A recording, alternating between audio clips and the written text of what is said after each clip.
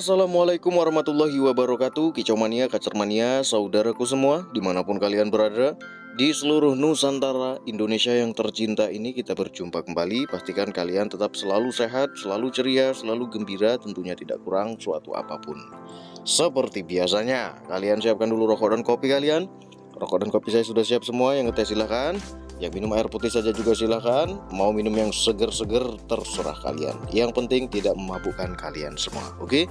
Pada kesempatan kali ini saya akan menjawab beberapa pertanyaan yang ditanyakan sama teman kita. Mudah-mudahan bisa bermanfaat untuk kita semuanya. Oke? Kita awali dengan pertanyaan pertama. Datang dari nama akunnya Joe Alprian. Waduh, ini Bang Joe orang lama nih. Ini kalau ada pembahasan-pembahasan yang agak sedikit berbobot, mesti dia akan keluar. Kemarin saya bahas tentang gelombang suara, dia langsung komentar. Waduh.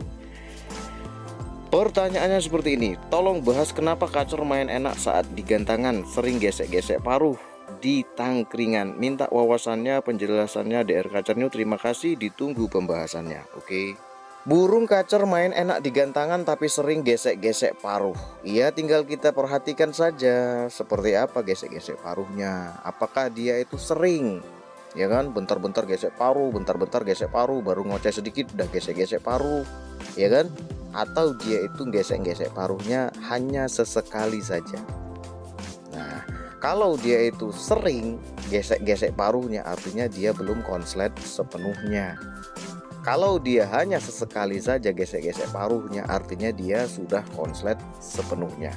Tapi diperhatikan, nanti kalian ngomong, burung kacer saya itu juga konslet tapi nggak pernah gesek-gesek paruh. Ya konsletnya di mana? Konsletnya di bawah Terus digantang, hilang konsletnya. Itu kan bukan konslet namanya.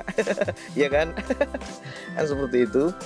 Kalau dia udah konslet, digantang konslet, di bawah juga konslet, ya kan? Begitu selesai penilaian diturunin, di bawah masih nggak mau berhenti dianya. Pokoknya menggila aja, itu namanya konslet sepenuhnya, kan seperti itu. Kemudian perlu kita pahami ketika kita membawa burung kacer kita ke lapangan, ini yang kita hitung burung kacer yang sehat fisik, sehat mental ya.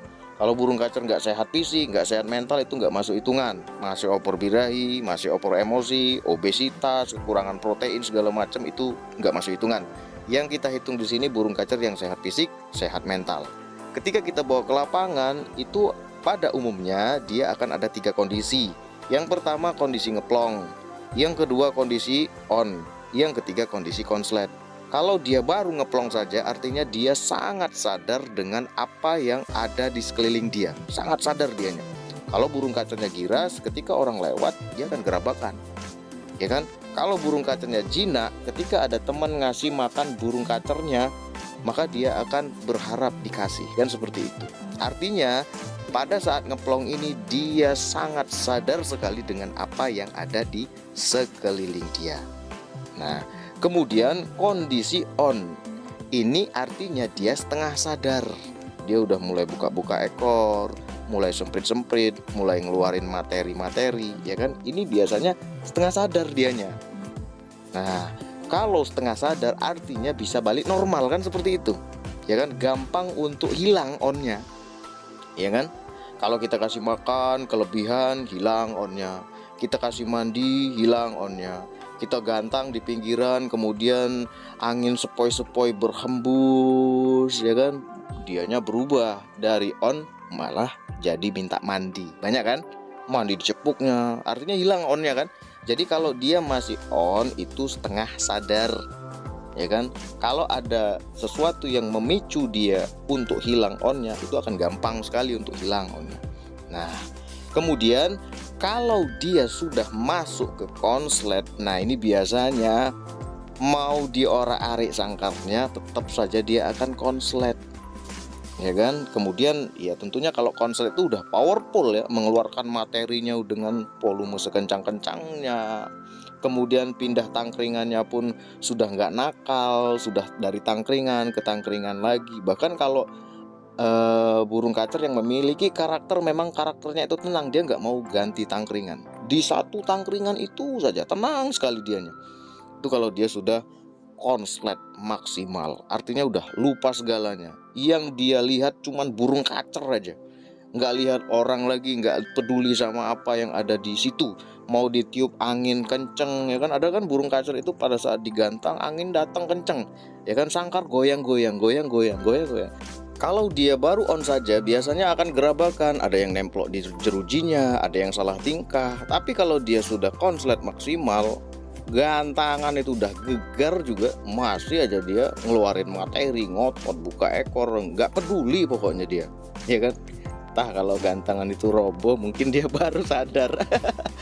Ya kan. Nah, kalau kita ambilkan contoh kepada diri kita saja sebagai manusia, maka akan ada yang disebut dengan gelombang otak, alias bahasa kerennya itu brainwave. Itu pun kalau saya nggak salah ya. Ya kalau saya salah ya mohon dimaklumi saja. Otak kita ini kan punya gelombang, ya kan? Gelombang itu akan berubah-ubah sesuai dengan kondisi kita. Kan seperti itu, ya kan? Kalau saya nggak salah ada alfa, ada delta, ada beta, ada gamma, ada theta, kan seperti itu, ya kan? Kalau gelombang otak kita itu berada pada posisi gamma, maka biasanya kondisi kita itu sedang panik, sedang cemas, ya kan? Sedang berpikir cepat. Itu namanya gamma gelombangnya. Kalau kita itu sedang dalam kondisi berpikir dengan logika, maka gelombang otak kita itu disebut dengan beta. Artinya kita itu di posisi gelombang beta, berpikirnya pakai logika, sadar sekali kitanya, ya kan. Kemudian gelombang alfa.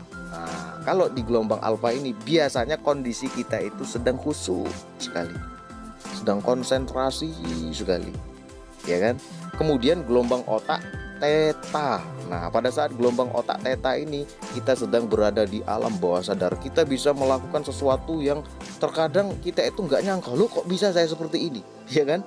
Imajinasi kita tinggi, kreativitas kita meningkat, kemudian kita bisa mendapatkan ide-ide yang brilian. Nah, ini pada saat kondisi kita berada pada gelombang theta.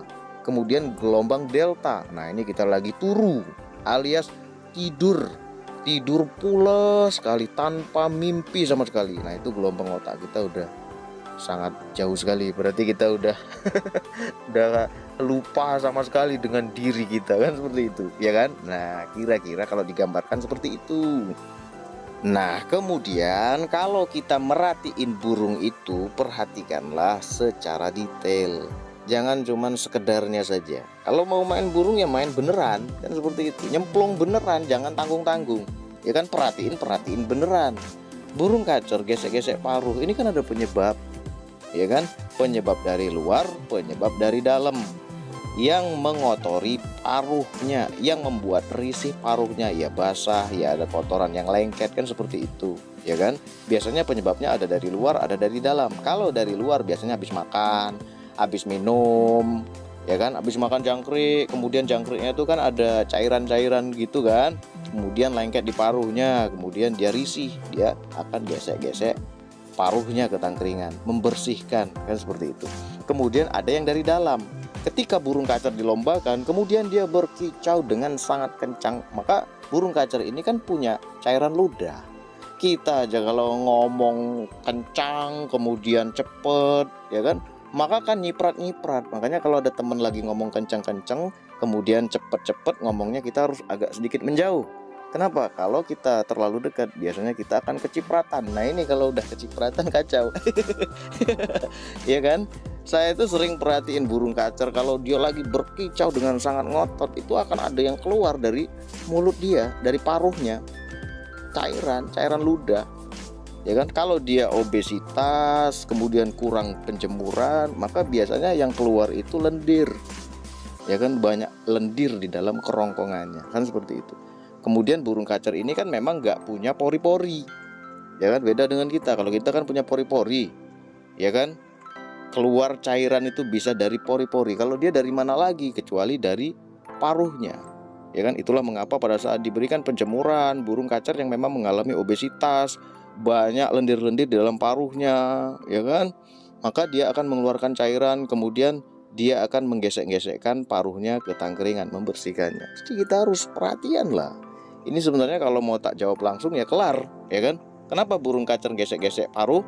di tangkringan, yang pertama dia belum konslet maksimal, yang kedua karena ada yang keluar dari paruhnya, cairan yang keluar yang membuat dia risih sehingga dia ngesek-ngesek tangkringan.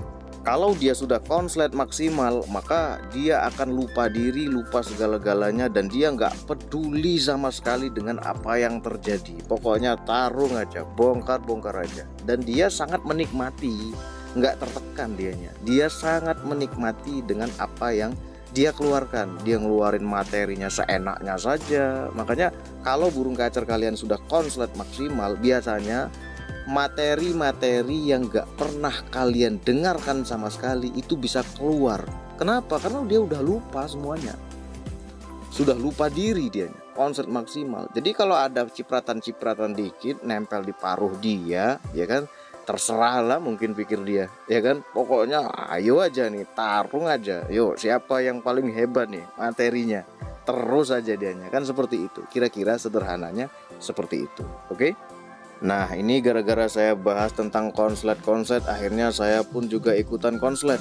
Tadinya saya mau jawab beberapa pertanyaan, ternyata saya kebawa suasana dan akhirnya ya cuman bisa jawab satu ini, durasi udah kepanjangan. Ya, nanti besok-besok kita sambung lagi, mohon dimaklumin. Oke, semoga info ini bermanfaat. Wassalamualaikum warahmatullahi wabarakatuh.